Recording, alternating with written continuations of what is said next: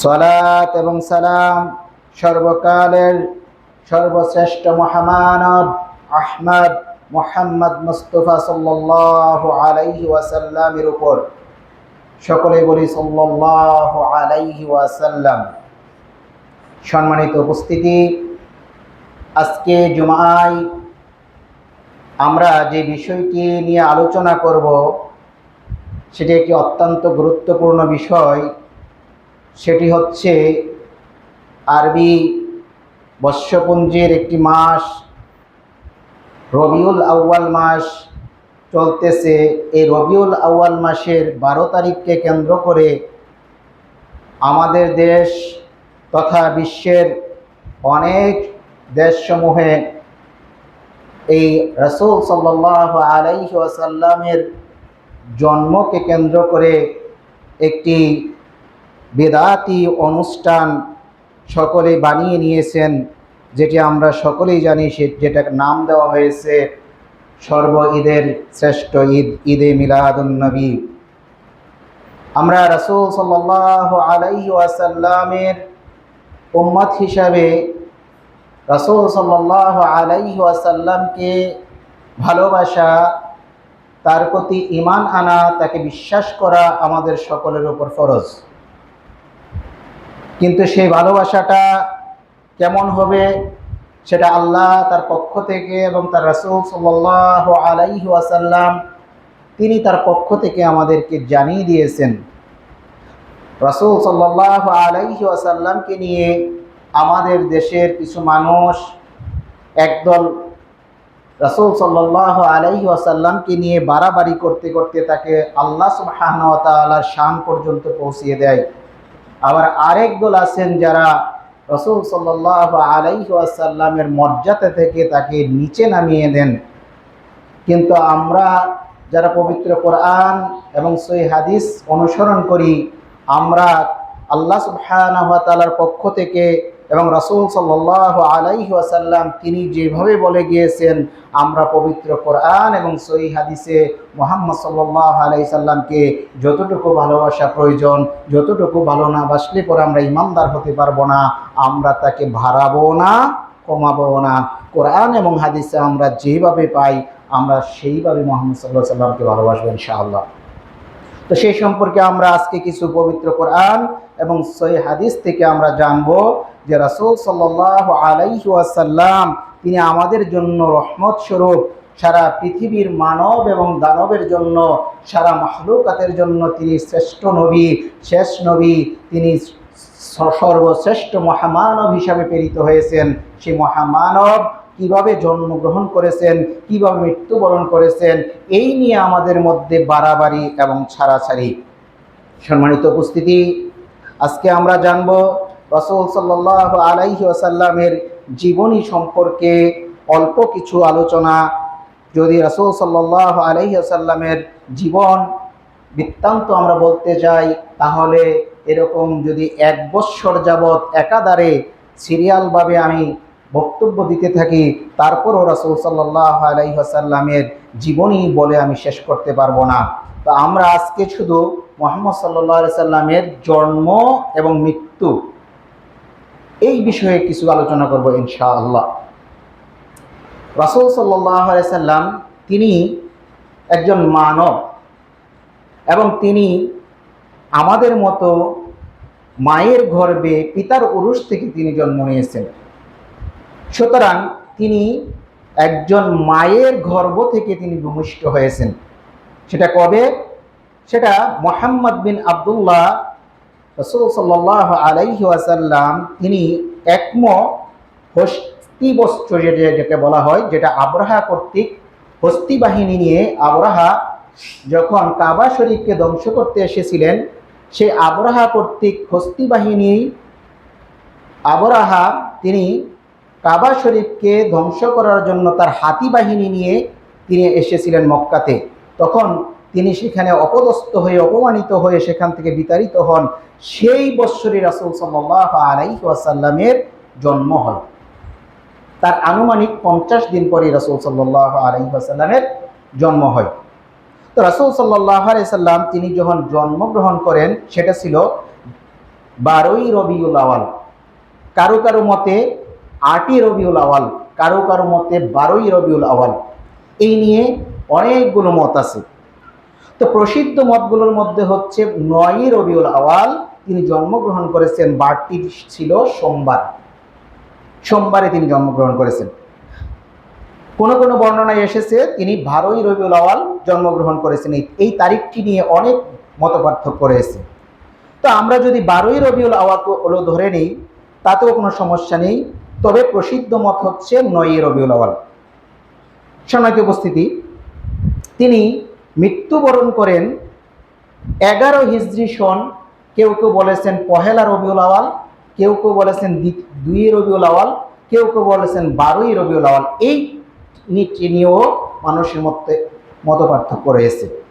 তো আমরা যদি 12ই রবিউল আওয়াল জন্ম ধরে নেই, 12ই রবিউল আওয়াল মৃত্যুও ধরে নেই, তাহলে এখানে আমি বলবো আপনি আমি যদি মুহাম্মদ সাল্লাল্লাহু আলাইহি ওয়াসাল্লামের জন্মে আগমনে যদি আমরা খুশি উদযাপন করি, আর সেই দিনই যদি তার আবার মৃত্যু দিবসও হয়, তাহলে আপনি কোনটি উদযাপন করবেন? একজন ব্যক্তি তিনি একই দিনে জন্মগ্রহণ করলেন, একই তারিখে একই দিনে, আবার সেই তারিখে তিনি মৃত্যুবরণ করলেন তাদের ভাষায়, কিন্তু বিভিন্ন মত রয়েছে। 9 তারিখ, 1 তারিখ, 8 তারিখ, বিভিন্ন মত রয়েছে। তো আমি তাদেরটাই ধরে নিলাম যারা 12ই রবিউল আওয়ালকে মুহাম্মদ সাল্লাল্লাহু আলাইহি সাল্লামের জন্মদিন এবং মৃত্যুদিন হিসেবে গণ্য করে নিয়েছেন। তো আমি যুক্তির জন্য তাদেরটাই ধরে নিলাম। এখন একজন মানুষ যখন জন্মগ্রহণ করে তখন সবাই খুশি হয়, আর সেটা যদি হয় শ্রেষ্ঠ মানব মুহাম্মদ সাল্লাল্লাহু আলাইহি ওয়াসাল্লাম, ওনার জন্মতে তো আমরা সকলেই খুশি, তাই না? এখন এই খুশিতে যদি আমরা ঈদ উদযাপন করি, তাহলে সেই দিনে তো তিনি মৃত্যুবরণ করেছেন।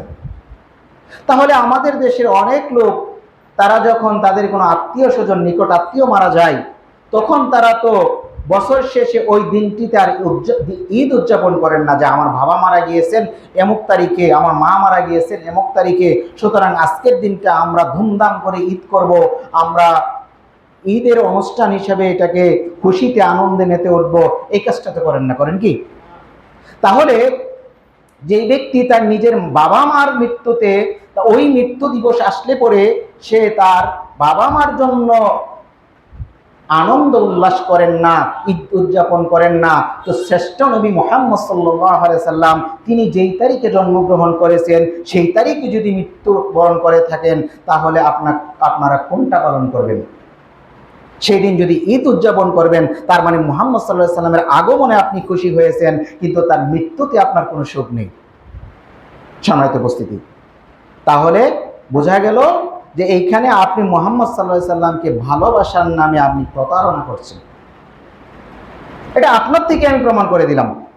যদি আপনি মুহাম্মদ সাল্লাল্লাহু আলাইহি সাল্লাম আগমনে আপনি খুশি হন, ঈদ উদযাপন করেন, তাহলে মুহাম্মদ সাল্লাল্লাহু আলাইহি সাল্লাম 12ই রবিউল আওয়াল যদি মৃত্যুবরণ করে থাকেন, তাহলে আপনি সেই দিনটিতে আপনার মনে কোনো দুঃখ নেই, আপনার মনে কোনো ব্যথা নেই, আপনার মনে কোনো কষ্ট লাগে না, তার মানে আপনি ঈদ উদযাপন করতে পারেন, আপনি মুহাম্মদ সাল্লাল্লাহু আলাইহি সাল্লামের জন্য তার মৃত্যুতে আপনার অন্তরে কোনো কষ্ট নেই। তাহলে বোঝা গেল এটা একটা মিথ্যা প্রতারণা। সম্মানিত উপস্থিতি, এবার দেখেন রাসূল সাল্লাল্লাহু আলাইহি ওয়াসাল্লাম তিনি বিদায় হজ হয়েছিল 9ই জিলহজ শুক্রবার দিন। তিনি বিদায় হজের 80 অথবা 81 দিন পর তিনি মৃত্যুবরণ করেন, যেটা অন্যান্যরা বলেছেন 90 অথবা 91 দিন পরে মৃত্যুবরণ করেছেন, কিন্তু সঠিক হচ্ছে 80 অথবা 81 দিন পরে তিনি মৃত্যুবরণ করেছেন। তাই সেটা ইংরেজি বর্ষে, যেটা সুলাইমান মানসুরপুরি তিনি তার আর রাহিকুম মাকতুম অথবা তিনি লিখেছেন যে রাসূল সাল্লাল্লাহু আলাইহি সাল্লামের জন্ম হচ্ছে 571 খ্রিস্টাব্দে 22শে এপ্রিল সোমবার এবং মৃত্যুবরণ করেন 632 খ্রিস্টাব্দে 6ই জুন সোমবার। চন্দ্রবর্ষ হিসাবে তার বয়স হয়েছিল 63 বছর 4 দিন এবং সৌরবর্ষ হিসাবে তার বয়স হয়েছিল 61 বছর 1 মাস 14 দিন। তার জন্ম হয়েছিল আব্রাহা কর্তৃক কাবা আক্রমণের 50 দিন পরে। তাহলে আমরা রাসূল সাল্লাল্লাহু আলাইহি সাল্লামের জন্মের সঠিক যে তারিখটা সেটা আমরা জানতে পারি কখন? সেটা হচ্ছে হস্তি বৎসর, যে বছর আবরাহা কর্তৃক কাবার ধ্বংস করার, যে বছর আবরাহা কাবাগর ধ্বংস করতে এসেছিলেন, সেই বছরেরই ওই ঘটনার 50 দিন পর রাসূল সাল্লাল্লাহু আলাইহি ওয়াসাল্লামের জন্ম হয়। সম্মানিত উপস্থিতি, এই রাসূল সাল্লাল্লাহু আলাইহি সাল্লামের জন্মকে কেন্দ্র করে আমাদের মধ্যে আরো অনেকগুলো ভুল কথা, জাল কথা আমাদের মধ্যে প্রচারণা আছে। সেটা হচ্ছে কি, রাসূল সাল্লাল্লাহু আলাইহি সাল্লাম তিনি হাতনা সহকারে নারী বুড়ি কাটা অবস্থায় তিনি জন্মগ্রহণ করেছেন। এটা একটা মিথ্যা জাল কথা। দ্বিতীয়ত, কেউ কেউ আরো বলেছেন তার লজ্জাস্থান কেউ দেখেনি, এটাও একটা জাল কথা। তৃতীয়ত হচ্ছে, শৈশবে তার বক্ষ বিতরণের দিন জিবরাইল আলাইহিস সালাম তাকে খাতনা করেছিলেন, এটাও জয়ীফ। তারপর জান্নাত থেকে আসিয়া এবং মারিয়ম আলাইহিস সালাম তারা এসে দাত্রীর কাজ করেছিলেন, যার কোনো দলিল পৃথিবীর কোথাও খুঁজে পাওয়া যায় না। তারপর আরেকটি কথা আছে, রাসূল সাল্লাল্লাহু আলাইহি সাল্লামের প্রসবের সময় তার মা বলেছেন, আমার গুপ্তাঙ্গ দিয়ে এত নূর বের হয়েছে, একটি নূর বের হয়েছে, জ্যোতি বিকশিত হয়েছে, যা শাম প্রাসাদ সমূহকে পর্যন্ত আলোকিত করে দিয়েছিল। এই সমস্ত কথাগুলো জাল এবং জয়ীফ, এই কথাগুলোর কোনো ভিত্তি নেই, যেগুলো আমাদের দেশের অধিকাংশ বক্তাগণ বলে থাকেন। সম্মানিত উপস্থিতি, এবার জানবো রাসূল সাল্লাল্লাহু আলাইহি সাল্লাম কেমন বংশে তিনি জন্মগ্রহণ করেছিলেন। তিনি মক্কার কুরাইশ বংশের শ্রেষ্ঠ সাহা বনু হাশেম সাহায় তিনি জন্মগ্রহণ করেছিলেন। তার পিতার নাম ছিলেন আব্দুল্লাহ এবং তার মায়ের নাম হলো আমেনা। তার দাদার নাম ছিলেন আব্দুল মুত্তালিব, তার দাদির নাম ফাতেমা।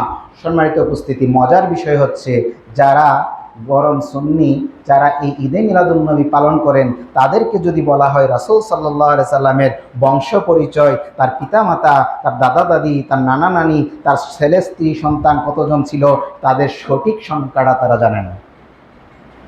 অথচ তারা আশেকে রাসূল, অথচ রাসূল সাল্লাল্লাহু আলাইহি সাল্লামের বংশ পরিচয় যদি জিজ্ঞাসা করা হয়, এই বংশ পরিচয়টা পর্যন্ত বলতে পারবে না। রাসূল সাল্লাল্লাহু আলাইহি ওয়াসাল্লাম তার নাম ছিলেন মুহাম্মদ বিন আব্দুল্লাহ এবং তার মায়ের নাম ছিলেন, তার বাবার নাম আব্দুল্লাহ। মুহাম্মদ সাল্লাল্লাহু আলাইহি সাল্লাম ওনার নাম হচ্ছেন মুহাম্মদ বিন আব্দুল্লাহ, মানে আব্দুল্লাহর ছেলে মুহাম্মদ। আর মাতার নাম ছিলেন আমেনা এবং দাদার নাম ছিলেন আব্দুল মুত্তালিব। এই পর্যন্ত মোটামুটি মানুষ জানে। তার পরের কথা যদি বলতে চান, অনেকেই জানেন না। তার দাদির নাম ছিলেন ফাতেমা এবং নানার নাম ছিলেন ওয়াহাব, নানির নাম ছিলেন বাররা। নানার বংশসূত্র রাসূল সাল্লাল্লাহু আলাইহি সাল্লাম ঊর্ধ্বতন দাদা কিলাবের সাথে এবং নানির বংশসূত্র কুসাই বিন কিলাবের সাথে সম্পৃক্ত হয়েছে। দাদা আব্দুল মুত্তালিব ছিলেন বনু হাশেম গোত্রের সর্দার এবং নানা ওয়াহাব ছিলেন বনু জোহরা গোত্রের সর্দার। দাদার হাশেমি গোত্র ও নানার জোহরি গোত্র কুরাইশ বংশের দুই বৃহত্তর সম্রাট দুইটি গোত্র। সম্মানিত উপস্থিতি, রাসূল সাল্লাল্লাহু আলাইহি সাল্লাম তিনি বলছেন যে আমি যুগ পরম্পরায় বনু আদমের শ্রেষ্ঠ যুগে আমি প্রেরিত হয়েছি। অবশেষে আমি সেই যুগে এসেছি যে যুগে আমি রয়েছি। রোম সম্রাট হিরাক্লিয়াস আবু সুফিয়ানকে হুদাইবিয়া সন্ধির পর তার কুফরি অবস্থায় প্রশ্ন করেছিলেন যে তোমাদের মধ্যে একজন মানুষ যিনি নিজেকে নবী দাবি করছেন, তার বংশ পরিচয় কেমন? তখন ওই আবু সুফিয়ান তিনি উত্তর দিয়েছিলেন, তিনি আমাদের কুরাইশ বংশের সবচাইতে ধনী এবং সবচাইতে সাম্রাজ্যপূর্ণ মর্যাদাপূর্ণ গোত্রে তিনি জন্মগ্রহণ করেছেন। তখন এই হিরাক্লিয়াস বলেছিলেন যে নবীগণ সম্ভ্রান্ত পরিবারে জন্মগ্রহণ করেন থাকেন এবং উচ্চ মর্যাদাশীল বংশেই তারা জন্মগ্রহণ করে থাকেন। সম্মানিত উপস্থিতি, এবার আমরা জানব রাসূল সাল্লাল্লাহু আলাইহি ওয়াসাল্লাম তার বংশধারায় এটা 3 ভাগে ভাগ করা হয়। যেমন তার বংশধারাকে প্রথম ভাগে মুহাম্মদ সাল্লাল্লাহু আলাইহি ওয়াসাল্লাম থেকে তার ঊর্ধ্বতন 22টি স্তর, আদনান পর্যন্ত 22টি স্তর, যাতে কারো কোনো দ্বিমত নেই। তারপর দ্বিতীয় স্তর হচ্ছে এর উপরে দ্বিতীয় ভাগে আদনান থেকে ইব্রাহিম আলাইহিস সালাতু ওয়াস সালাম পর্যন্ত আরো 41টি স্তর রয়েছে, এবং তার উপরে তৃতীয় ভাগে ইব্রাহিম আলাইহিস সালাতু ওয়াস সালাম থেকে আদম আলাইহিস সালাতু ওয়াস সালাম পর্যন্ত 19টি স্তর রয়েছে। সর্বমোট 82টি স্তর রয়েছে রাসূল সাল্লাল্লাহু আলাইহি সাল্লামের বংশ পরম্পরায়। তো ওগুলোর মধ্যে মতবিরোধ আছে নাম নিয়ে, কিন্তু আদনান পর্যন্ত এই 22টি স্তর, তাতে কারো কোনো দ্বিমত নেই। তার মধ্যে হচ্ছে আব্দুল্লাহ, মুহাম্মদ বিন আব্দুল্লাহ বিন আব্দুল মুত্তালিব বিন হাশিম বিন মানাফ বিন কুসাই বিন কিলাব বিন মুররা বিন কাব বিন লুআই বিন গালিব বিন ফিখর লকব কুরাইশ বিন মালেক বিন নাজার বিন কিনানা বিন হুজাইমা বিন মুদরেকা বিন ইলিয়াস বিন মোজার বিন নিজার বিন মাদ বিন আদনান। এই 22টি স্তর, এটা হচ্ছে আমরা বলি না এমুকের বাবা এমুক, এমুকের বাবা এমুক, এমুকের বাবা এমুক, এটা হচ্ছে রাসূল সাল্লাল্লাহু আলাইহি ওয়াসাল্লামের বংশ পরম্পরা। ওনার বাবা মুহাম্মদ সাল্লাল্লাহু আলাইহি ওয়াসাল্লামের বাবা হচ্ছেন কে? আব্দুল্লাহ, তার মানে মুহাম্মদ বিন আব্দুল্লাহ। তার বাবার নাম কি? তার বাবার নাম হচ্ছে আব্দুল মুত্তালিব। তার বাবার নাম কি? তার বাবার নাম হচ্ছে বনু হাশিম। তার বাবার নাম কি? তার বাবার নাম হচ্ছে আব্দে মানাফ। তার বাবার নাম কি? তার বাবার নাম কুসাই। কুসাইয়ের বাবার নাম কি? কিলাব। কিলাবের বাবার নাম কি? মুররা। মুররাবের বাবার নাম কি? কাব। কাবের বাবার নাম কি? লুয়াই। লুয়াইয়ের বাবার নাম কি? গালিব। গালিবের বাবার নাম কি? ফিখর, যার লকব কুরাইশ বংশ।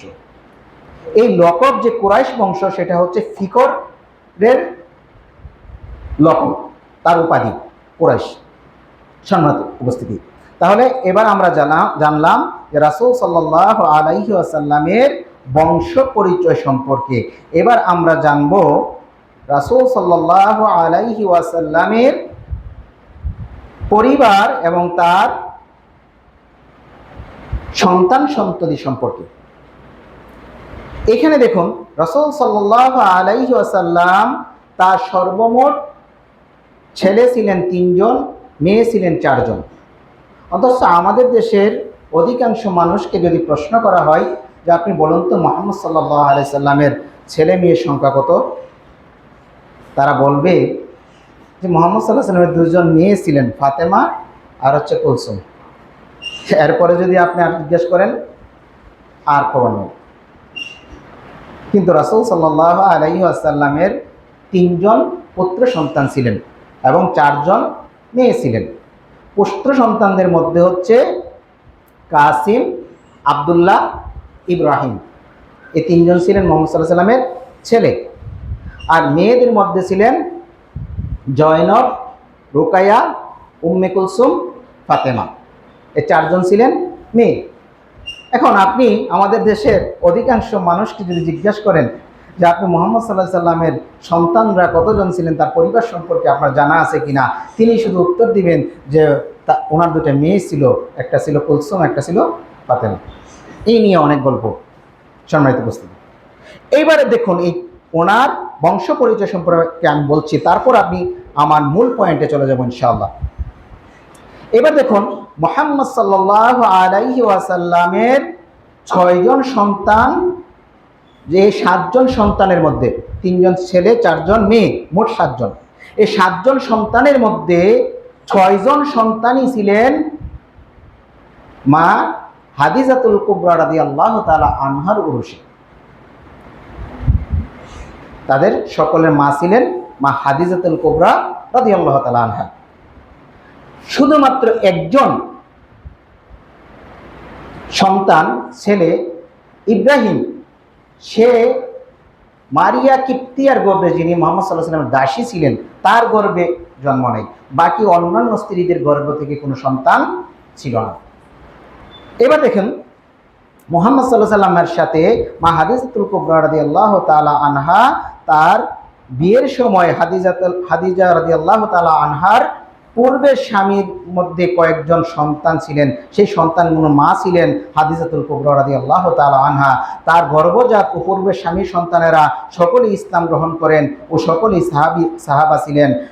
হাদিজার গর্ভে রাসূল সাল্লাল্লাহু আলাইহি সাল্লামের প্রথম সন্তান ছিলেন কাসেম।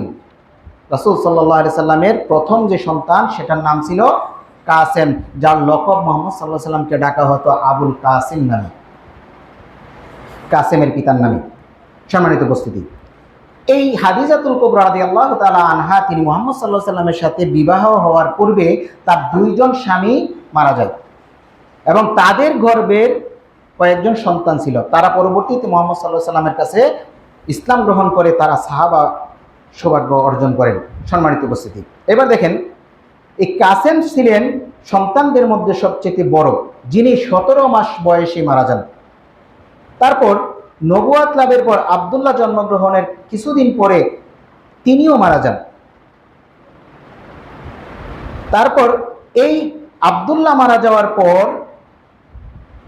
আস বিন ওয়াইল কুরাইশের নেতারা রাসূল সাল্লাল্লাহু আলাইহি সাল্লামকে আবতার বা নির্বংশ বলে ডাকতেন। ওই জমানায় যদি কারো পুত্র সন্তান হয়ে মারা যেত, তারপর আর পুত্র সন্তান না থাকতো, তখন তাকে নির্বংশ বলে ডাকা হতো। আমাদের দেখা হয় না যে তার কোনো বংশ নেই, নির্বংশ। এই মুহাম্মদ সাল্লাল্লাহু আলাইহি সাল্লামকে তারা নির্বংশ বলে ডাকতেন। তারপর সন্তানদের হতে পুত্র সন্তান হলে অতঃপর দেরি হয় এবং কন্যাদের মধ্যে সবার বড় ছিলেন, এই নিয়ে অনেক মতভেদ আছে। তবে জয়নব বড় মেয়ে ছিলেন এই হিসাবে অনেকগুলো মত রয়েছে। রাসূল সাল্লাল্লাহু আলাইহি সাল্লামের 7 সন্তানের 6 সন্তানই তার জীবন দশায় মৃত্যুবরণ করেন। তাদের মধ্যে পুত্রগণ শৈশবে মারা যান, কন্যাগণ সকলে বিবাহিত হন ও হিজরত করেন, কিন্তু ফাতেমা ব্যতীত বাকি 3 কন্যা রাসূল সাল্লাল্লাহু আলাইহি সাল্লামের জীবন দশায় মৃত্যুবরণ করেন। খেয়াল করবেন কথা, এই কথা পরে আসতেছে। রাসূল সাল্লাল্লাহু আলাইহি ওয়াসাল্লামের জীবন দশায় তার 7 ছেলে মেয়ের মধ্যে 6 জনই তার জীবন দশায় মারা যান। তার মধ্যে ছেলেগণ ছোটবেলায় মারা যান, তারা বড় হননি। শুধু একটি ছেলে 6 বছর পর্যন্ত বয়স হয়েছিল, বাকি সব ছেলেগুলো ছোটবেলায় মারা যায়। একটি মারা যায় 17 মাস বয়সে। এখন রাসূল সাল্লাল্লাহু আলাইহি সাল্লাম বাকি যে 4 মেয়ে ছিলেন, এই তারা সকলের বিয়ে বড় হয়েছেন, বিয়ে শাদী হয়েছে। তারপরে তারা রাসূল সাল্লাল্লাহু আলাইহি সাল্লামের জীবন দশায় জীবিত অবস্থায় মেয়েগুলো মারা গেছেন, শুধুমাত্র ফাতেমা রাদিয়াল্লাহু তাআলা আনহা ব্যতীত। এবং ফাতেমা রাদিয়াল্লাহু তাআলা আনহাও মারা গিয়েছেন রাসূল সাল্লাল্লাহু আলাইহি সাল্লামের মৃত্যুর 6 মাস পর। সম্মানিত উপস্থিতি, এইবার দেখেন এই জামাতাগণ কে কে ছিলেন। আবুল আস বিন রাবি, উনি হাদিজার আপন বোন খালার পুত্র ছিলেন, মানে ভাগিনা। কন্যা জৈনবকে তিনি ভাগিনার সাথে বিবাহ দেন। আলী ও উসামা নামের তাদের একটি পুত্র ও একটি কন্যা সন্তান হয়। জৈনব রাদিয়াল্লাহু তাআলা আনহা 8ম হিজরিতে এবং আবুল আস রাদিয়াল্লাহু তাআলা আনহু 12 হিজরিতে মৃত্যুবরণ করেন। তারপর দ্বিতীয় এবং তৃতীয় মেয়ে তারা উতবা এবং উতাইবা আবুল আহাবের 2 পুত্রের সাথে রুকাইয়া এবং উম্মে কুলসুমের সাথে বিবাহিত হয়। কথা খেয়াল করবেন, রাসূল সাল্লাল্লাহু আলাইহি সাল্লামের আপন চাচা আবুল আহাবের 2 সন্তান, 2 জন ছেলে উতবা এবং উতাইবা, তার সাথে রাসূল সাল্লাল্লাহু আলাইহি ওয়াসাল্লামের 2 জন মেয়ে রুকাইয়া এবং উম্মে কুলসুমের বিবাহ হয়। এমনিতে ছিলেন চাচা আবুল আহাব। দ্বিতীয়ত হচ্ছে বিআই, তার 2 ছেলের সাথে মুহাম্মদ সাল্লাল্লাহু আলাইহি ওয়াসাল্লাম আবুল আহাবের 2 ছেলের সাথে মুহাম্মদ সাল্লাল্লাহু আলাইহি ওয়াসাল্লামের 2 মেয়ের বিয়ে দিয়েছেন। তখন সেটা জায়েজ ছিল, চাচাতো ভাইয়ের সাথে বিয়ে দেওয়া জায়েজ ছিল, তো বিবাহ হয়েছে। এবার আবুল আহাব যখন রাসূল সাল্লাল্লাহু আলাইহি ওয়াসাল্লাম তিনি যখন ইসলামের দাওয়াত দিলেন, দেওয়ার পর আবুল আহাব যখন রাসূল সাল্লাল্লাহু আলাইহি ওয়াসাল্লামকে একদিন অপমান করলেন, রাসূল সাল্লাল্লাহু আলাইহি ওয়াসাল্লাম একদিন পাহাড়ের চূড়ায় উঠে তিনি বললেন, ইয়া মাশারাল শাবাব, সকলকে ডাক দিয়ে বললেন, আমি যদি বলি এই পাহাড়ের পিছনে এক দল শত্রু দল তোমাদেরকে আক্রমণ করার জন্য বসে আছে, তোমরা কি মেনে নেবে? তখন তারা বলছেন, হ্যাঁ অবশ্যই মেনে নেব, কারণ আপনাকে ইতিপূর্বে আমরা কখনো মিথ্যা বলতে দেখিনি, আপনি হচ্ছেন আল আমিন, সত্যবাদী, অবশ্যই আমরা মেনে নেব। তখন রাসূল সাল্লাল্লাহু আলাইহি সাল্লাম বলছিলেন, হে কুরাইশদের গোত্রগণ, গোত্রদেরকে ডেকে ডেকে বলছিলেন, তোমরা আল্লাহকে ভয় করো, এক আল্লাহর ইবাদত করো, তোমরা বলো লা ইলাহা ইল্লাল্লাহ তুফলিহুন, তাহলে তোমরা কি হবে? মুক্তিপ্রাপ্ত হয়ে যাবে। তখন এই আবুল আহাব তিনি তখন একটি পাথরের টুকরা নিয়ে রাসূল সাল্লাল্লাহু আলাইহি সাল্লামের দিকে ছুঁড়ে মেরে রাসূল সাল্লাল্লাহু আলাইহি ওয়াসাল্লামকে রক্তাক্ত করে বলেছিলেন, তাব্বাল্লাকা ইয়া মুহাম্মদ, ধ্বংস হও মুহাম্মদ, তুমি কি এই জন্য আমাদেরকে ডেকেছো এখানে? তখন আল্লাহ সুবহানাহু ওয়া তাআলা জিবরাইল আলাইহিস সালাতু ওয়াস সালামকে সাথে সাথে প্রেরণ করে সূরা লাহাব নাজিল করে দিয়ে বলেছিলেন, তাব্বাত ইয়াদা আবি লাহাবি ওয়া তাব, যে ধ্বংস হোক আবু লাহাবের দুই হাত, ধ্বংস হোক তার সন্তানগণ, ধ্বংস হোক তার মাল সম্পদ সবকিছু। এই সূরা নাজিল হওয়ার পর আবু লাহাব কি করলেন? তার সন্তানদেরকে, তার ছেলেদেরকে বাধ্য করলেন মুহাম্মদ সাল্লাল্লাহু আলাইহি সাল্লামের দুই মেয়েকে তালাক দিয়ে দেওয়ার জন্য। তখন এই উতবা এবং উতাইবা তারা কি করলেন? মুহাম্মদ সাল্লাল্লাহু আলাইহি সাল্লামের দুই মেয়ে রুকাইয়া এবং জৈনবকে তারা তালাক দিয়ে দিলেন। সম্মানিত উপস্থিতি, তারপর তারা পরবর্তীতে উসমান রাদিয়াল্লাহু তাআলা আনহুর সাথে বিবাহিত হন। প্রথমে রুকিয়ার বিবাহ হয়, তিনি মারা যান। মারা যাওয়ার পরে আবার এই রুকায়ার পরে উম্মে কুলসুমকে বিয়ে করেন। কে? উসমান রাদিয়াল্লাহু তাআলা আনহু, যাকে বলা হয় জু নুরাইন, রাসূল সাল্লাল্লাহু আলাইহি সাল্লামের দুই মেয়ের জামাই, দুইজন মেয়েকে বিয়ে করেছিলেন এই উসমান রাদিয়াল্লাহু তাআলা আনহু। সম্মানিত উপস্থিতি, কথা শর্ট করতে হবে। এইবার আমি আপনাকে বলছি যে রাসূল সাল্লাল্লাহু আলাইহি ওয়াসাল্লামের জীবন দশায় তার 7 জন ছেলে মেয়ের মধ্যে 6 জন ছেলে মেয়ে তার জীবন দশায় মারা গেছেন, তিনি জীবিত থাকা অবস্থায় মারা গেছেন। শুধুমাত্র কুলসুম ফাতেমা রাদিয়াল্লাহু তাআলা আনহা ব্যতীত তিনি রাসূল সাল্লাল্লাহু আলাইহি সাল্লামের মৃত্যুর 6 মাস পর তিনি মৃত্যুবরণ করেন। তার স্বামীর নাম ছিলেন আলী বিন আবু তালিব।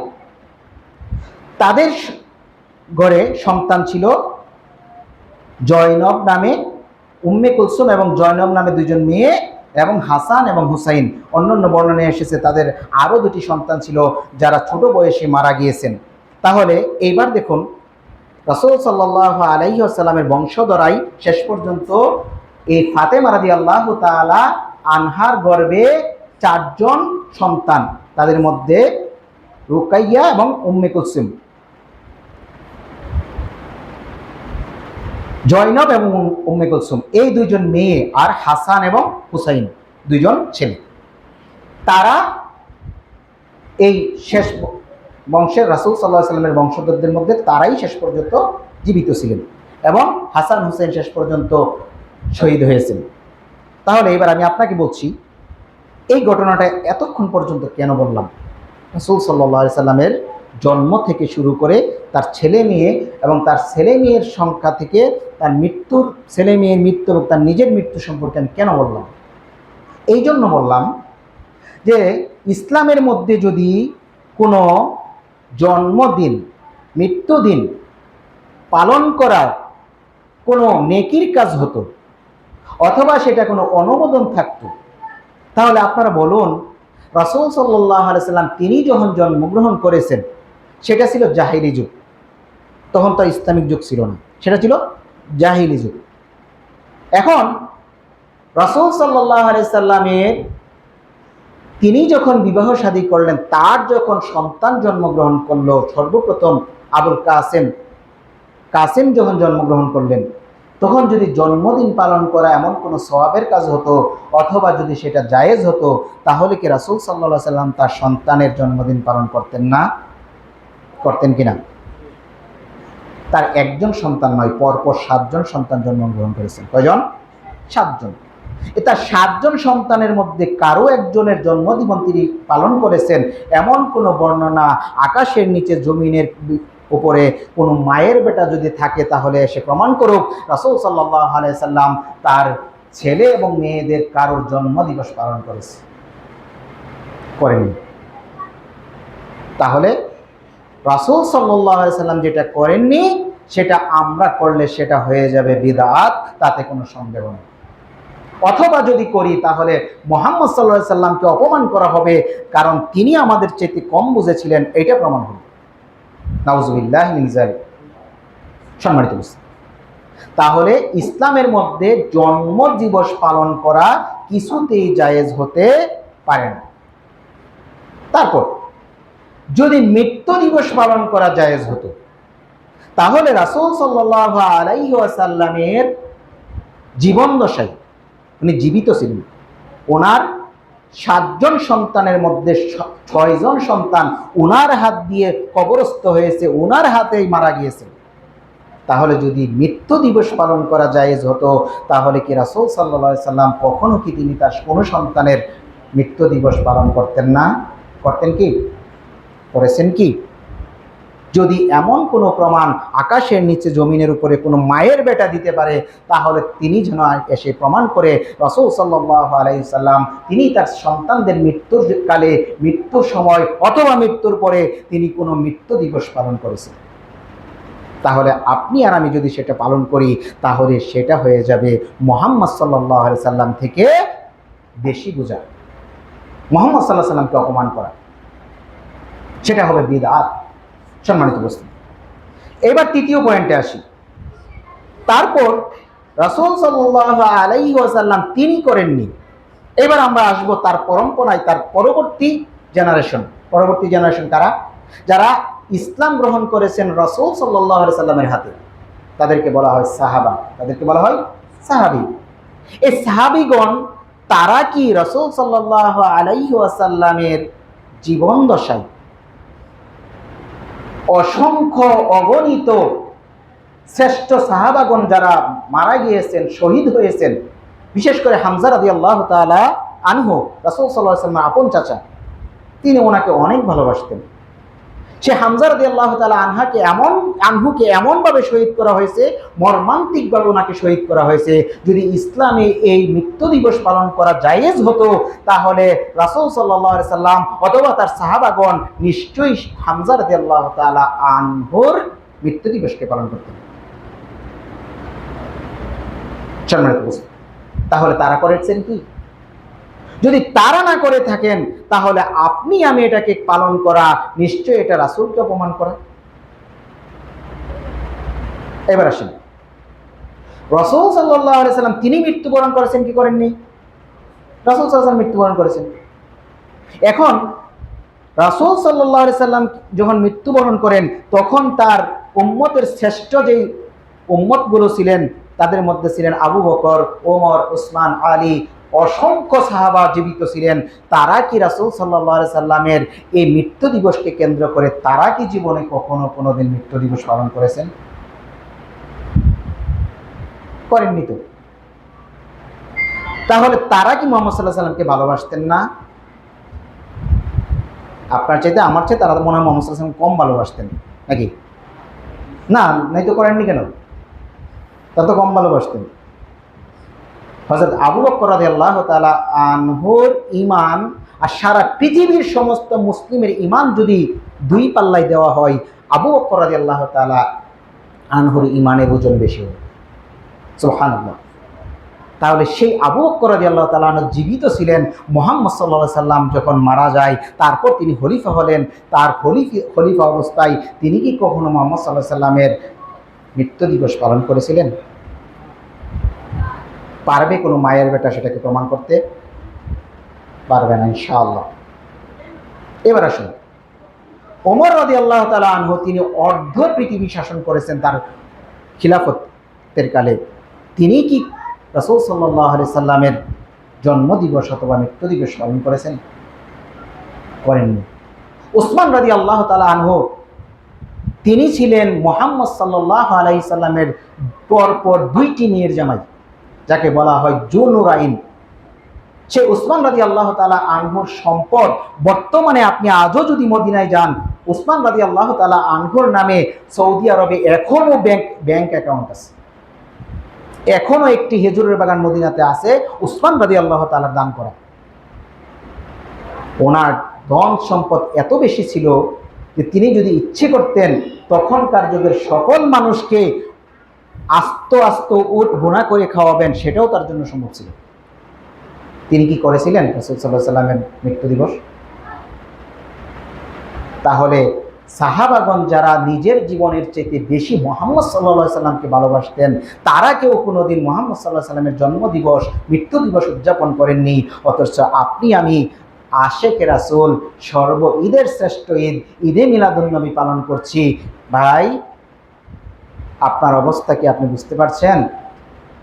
রাসূল সাল্লাল্লাহু আলাইহি সাল্লাম বলছেন, আমাদেরকে মুসলিমদের জন্য আল্লাহর পক্ষ থেকে দুটি ঈদ দিয়েছে, ঈদ উল ফিতর, ঈদ উল আজহা। এর ব্যতীত আমাদের কোনো ঈদ নেই। আর আপনি বলছেন সর্ব ঈদের শ্রেষ্ঠ ঈদ ঈদে মিলাদুন্নবী। অবশ্যই অবশ্যই আপনি গোমরা, অবশ্যই অবশ্যই আপনি মুহাম্মদ সাল্লাল্লাহু আলাইহি সাল্লামকে অপমান করছেন। আর যারা এটা পালন করে তারা অবশ্যই বিদআতি, তাতে কোনো সন্দেহ নেই। যারা তা পালন করবেন তা মুহাম্মদ সাল্লাল্লাহু আলাইহি সাল্লামকে অপমান করবেন। তাই এই মাসের, এই তো আগামী 12ই রবিউল আওয়াল, বুধবার দিন সম্ভবত, সরকারিভাবে যদি কাউকে মদের লাইসেন্স দেওয়া হয় তাহলে কি মদ হালাল হয়ে যাবে?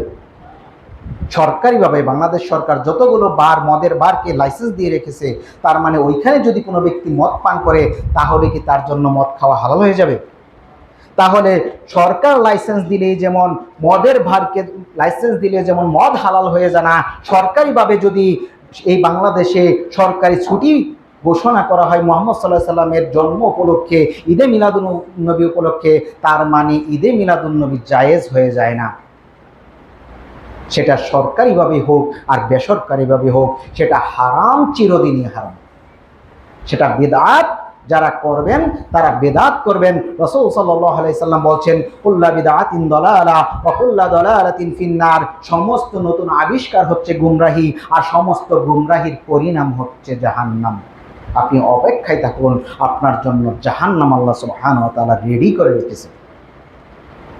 সম্মানিত মুসলিম, তাহলে আমরা রাসূল সাল্লাল্লাহু আলাইহি সাল্লামকে কেমন ভালোবাসবো? কেমন হওয়া উচিত রাসূল সাল্লাল্লাহু আলাইহি সাল্লামের প্রতি আমাদের ভালোবাসা? এই সম্পর্কে পবিত্র কোরআনে অসংখ্য আয়াত দ্বারা আল্লাহ সুবহানাহু ওয়া তাআলা বলছেন। সূরা আল ইমরানের 144 নম্বর আয়াতে আল্লাহ সুবহানাহু ওয়া তাআলা বলছেন, মুহাম্মাদুন ইল্লার রাসূল ক্বাদ খালাত মিন ক্বাবলির রাসূল। মুহাম্মদ সাল্লাল্লাহু আলাইহি সাল্লাম কেবলমাত্র একজন রাসূল, তার পূর্বে অনেক রাসূল কি হয়েছেন? চলে গিয়েছেন। তারপর আল্লাহ সুবহানাহু ওয়া তাআলা বলছেন সূরা নাজমে, আল্লাহ সুবহানাহু ওয়া তাআলা বলছেন, ওয়া মা ইয়ানতিকু আনিল হাওয়া ইন হুয়া ইল্লা ওয়াহয়ু ইউহা। মুহাম্মদ সাল্লাল্লাহু আলাইহি সাল্লাম তার নিজের থেকে কোনো কথা, হাওয়া থেকে কোনো কথা বলেন না, তার উপর ওহী প্রেরণ করা হয়। আল্লাহ সুবহানাহু ওয়া তাআলা তাকে ওহী করে যা বলতে বলেন তিনি শুধু তাই আমাদেরকে বলেন। তারপর দেখুন আল্লাহ সুবহানাহু ওয়া তাআলা সূরা আহজাবে 40 নম্বর আয়াতে আল্লাহ সুবহানাহু ওয়া তাআলা বলছেন, মা কানা মুহাম্মাদুন আবা আহাদিন মির রিজালিকুম ওয়ালাকিন রাসূলুল্লাহি ওয়া খাতামান নাবিয়্যিন। কি বলছেন? যে মুহাম্মদ তোমাদের পুরুষের কোনো পিতা নন, বরং তিনি আল্লাহর বান্দা এবং রাসূল, শেষ নবী। খাতামান নাবিয়্যিন, তিনি হচ্ছেন শেষ নবী। তারপর আল্লাহ সুবহানাহু ওয়া তাআলা সূরা আহজাবের 21 নম্বর আয়াতে আল্লাহ সুবহানাহু ওয়া তাআলা বলছেন, লাকাদ কানা লাকুম ফি রাসূলিল্লাহি উসওয়াতুন হাসানাহ। মুহাম্মদ সাল্লাল্লাহু আলাইহি সাল্লামের মধ্যে রয়েছে তোমাদের মধ্যে শ্রেষ্ঠ আদর্শ। তারপর দেখুন আল্লাহ সুবহানাহু ওয়া তাআলা পবিত্র কোরআনের সূরা হাশরের 7 নম্বর আয়াতে আল্লাহ সুবহানাহু ওয়া তাআলা বলছেন, ওয়া মা আতাকুমুর রাসূলু ফাহুযুহু ওয়া মা নাহাকুম আনহু ফান্তাহু। কি বলছেন? মুহাম্মদ সাল্লাল্লাহু আলাইহি সাল্লাম তিনি তোমাদের জন্য যা নিয়ে এসেছেন তা তোমরা গ্রহণ করো, এবং তিনি তোমাদেরকে যা ছেড়ে দিতে বলেছেন তা তোমরা ছেড়ে দাও। তাহলে আমরা কি করব? মুহাম্মদ সাল্লাল্লাহু আলাইহি ওয়াসাল্লাম আমাদেরকে যেই দিন দিয়েছেন সেই দিন আমরা গ্রহণ করব, তিনি যা থেকে নিষেধ করেছেন তা থেকে আমরা বেঁচে থাকব। এটাই হচ্ছে আমাদের ঈমান।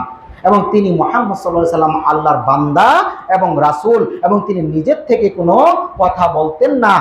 তিনি উপর যা ওহী করা হতো কেবল তিনি তাই বলতেন। রাসূল সাল্লাল্লাহু আলাইহি সাল্লাম অসংখ্য হাদিসে বলছেন, একটি হাদিসে বলছে, লা তুতরুনি, তোমরা আমাকে নিয়ে বাড়াবাড়ি করো না, যেমন বাড়াবাড়ি করেছিল নাসারারা মরিয়মের ছেলে ঈসা আলাইহিস সালাতু ওয়াস সালামকে নিয়ে, তোমরা আমাকে সেইভাবে আমাকে নিয়ে বাড়াবাড়ি করো না। যেমন নাসারারা এই ঈসা আলাইহিস সালাতু ওয়াস সালামকে বাড়াবাড়ি করতে করতে তাকে আল্লাহর পুত্র বানিয়ে দিয়েছেন, তোমরা আমাকে নিয়ে সেরকম বাড়াবাড়ি করো না। রাসূল সাল্লাল্লাহু আলাইহি সাল্লাম নিজে নিষেধ করে গিয়েছেন। তাহলে আমরা রাসূল সাল্লাল্লাহু আলাইহি সাল্লামকে নিয়ে বাড়াবাড়িও করব না, সারাসারিও করব না। আমরা পবিত্র কোরআন এবং সহিহ হাদিসে যতটুকু পাওয়া যায়, যেইভাবে পাওয়া যায়, আমরা সেইভাবেই রাসূল সাল্লাল্লাহু আলাইহি সাল্লামকে ভালোবাসব।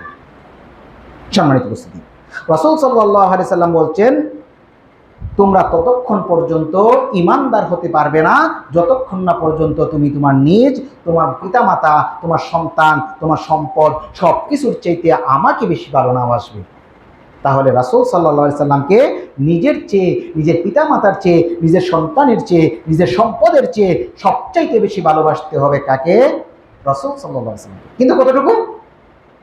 যতটুকু ভালোবাসতে রাসূল সাল্লাল্লাহু আলাইহি সাল্লাম আমাদেরকে বলেছেন, যতটুকু ভালোবাসতে আল্লাহ সুবহানাহু ওয়া তাআলা আমাদেরকে বলেছেন। কুল ইন কুনতুম তুহিব্বুনাল্লাহা ফাত্তাবিউনি ইউহিব্বুকুমুল্লাহ ওয়া ইয়াগফির লাকুম যুনুবাকুম ওয়াল্লাহু গফুরুর রহিম।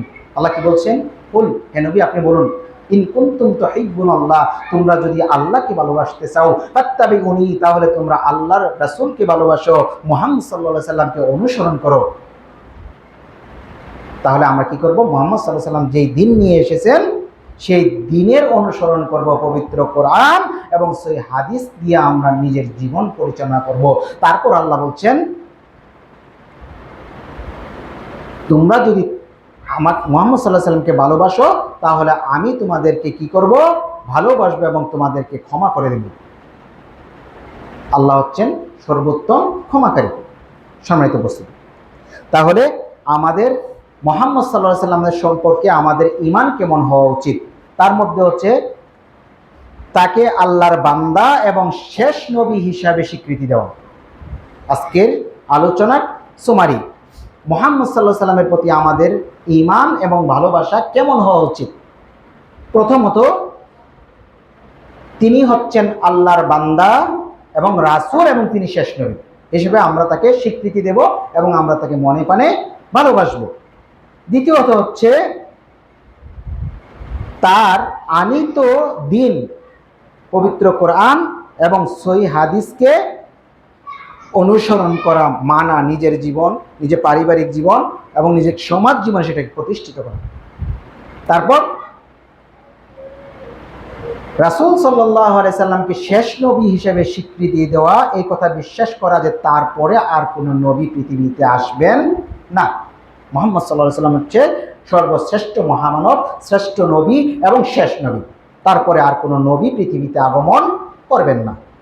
তারপর রাসূল সাল্লাল্লাহু আলাইহি সাল্লামকে নিয়ে আমরা বাড়াবাড়িও করব না, আবার সারাসারিও করব না। বাড়াবাড়ি করতে গিয়ে আমরা আল্লাহর সমকক্ষে পৌঁছিয়ে দেব না, আবার সারাসারি করতে গিয়ে আমরা আবার আমাদের মতো সাধারণ মানুষের কাতারেও নামিয়ে দেব না। যেমন এই নিয়ে মানুষের মধ্যে অনেক বিভ্রান্তি আছে। তার মধ্যে কেউ বলে রাসূল সাল্লাল্লাহু আলাইহি সাল্লাম নূরের তৈরি, কেউ বলছেন মাটির তৈরি, এই নিয়ে মহা ঝগড়া। কেউ বলছেন রাসূল সাল্লাল্লাহু আলাইহি সাল্লাম গায়েব জানেন, কেউ বলছেন গায়েব জানেন না, এই কথা নিয়ে মহা ঝগড়া।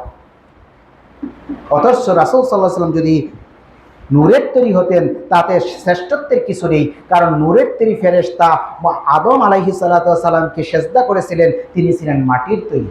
তাহলে নূরের তৈরি ফেরেশতা মাটির আদমকে সেজদা করেছেন, যিনি সেজদা করেছেন তিনি শ্রেষ্ঠ হতে পারেন না, যাকে সেজদা করেছেন তিনিই শ্রেষ্ঠ। সুতরাং আদমই শ্রেষ্ঠ, মাটির আদমই শ্রেষ্ঠ। আপনি নূর দিয়ে মুহাম্মদ সাল্লাল্লাহু আলাইহি সাল্লামকে বাড়িয়ে তাকে মর্যাদা বাড়ালেন না, বরং কমালেন।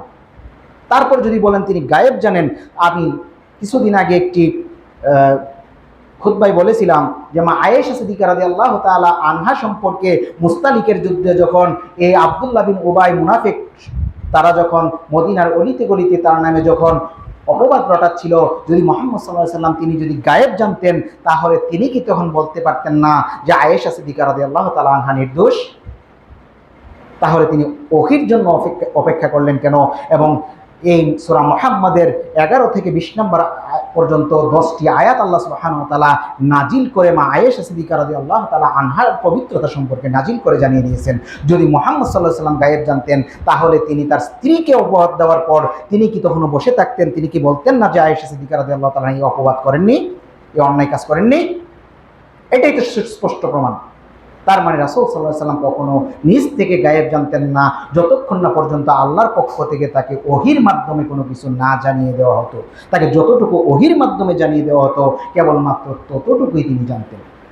যেমন ধরুন, অনেকে বলেন যে ওনার কাছে আল্লাহ সুবহানাহু ওয়া তাআলা কিভাবে পৌঁছেছেন। আমার কাছে একটি মাইক্রোফোন আছে, ধরেন ইয়ারফোন, আমি আমেরিকার কারোর সাথে এখানে বসে কথা বলতেছি। এখন এই মাইক্রোফোনে আমি যার সাথে কথা বলতেছি, যা বলতেছি, তাকে আপনারা সবাই শুনতেছেন?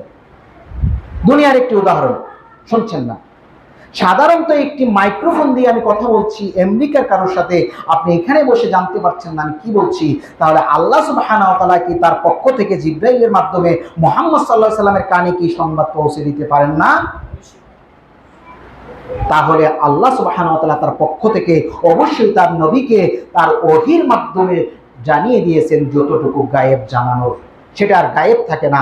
যখন আল্লাহর পক্ষ থেকে কোন সংবাদ পৌঁছিয়ে দেওয়া হয় সেটা তখন আর গায়েব থাকে না, সেটা তখন প্রকাশ হয়ে যায়। আর আল্লাহ সুবহানাহু ওয়া তাআলা তার নবী মুহাম্মদ সাল্লাল্লাহু আলাইহি সাল্লামকে জিবরাইল আলাইহিস সালাতু ওয়াস সালামের মাধ্যমে তার যতটুকু জানানোর প্রয়োজন ছিল ততটুকু তিনি তাকে জানিয়ে দিয়েছেন। তাহলে আমাদের বিশ্বাস হবে রাসূল সাল্লাল্লাহু আলাইহি সাল্লাম আমাদের শ্রেষ্ঠ নবী, শেষ নবী, আল্লাহর পরেই যার স্থান, তিনি হচ্ছেন সর্বশ্রেষ্ঠ মহামানব, আখিরি নবী মুহাম্মদুর রাসূলুল্লাহ সাল্লাল্লাহু আলাইহি সাল্লাম। তিনাকে আমরা ভালোবাসবো নিজের জীবনের চেয়ে, নিজের সম্পদের চেয়ে, নিজের সন্তানের চেয়ে, সব কিছুর চেয়ে বেশি ভালোবাসতে হবে মুহাম্মদুর রাসূলুল্লাহ সাল্লাল্লাহু আলাইহি ওয়াসাল্লামকে। এবং তিনি আল্লাহর বান্দা এবং রাসূল, এতটুকুই আমরা স্বীকৃতি দেব। এর চেয়ে বেশি আমরা বাড়াবাড়িও করব না, সারাসারিও করব না। আল্লাহ সুবহানাহু ওয়া তাআলা আমাদের সকলকে উক্ত আলোচনার উপর আমল করার তৌফিক দান করুন। সকলে বলি আল্লাহুম্মা আমিন। সুবহানাকাল্লাহুম্মা ওয়া বিহামদিকা আশহাদু আল্লা ইলাহা ইল্লা আনতা আস্তাগফিরুকা ওয়া আতুবু ইলাইক।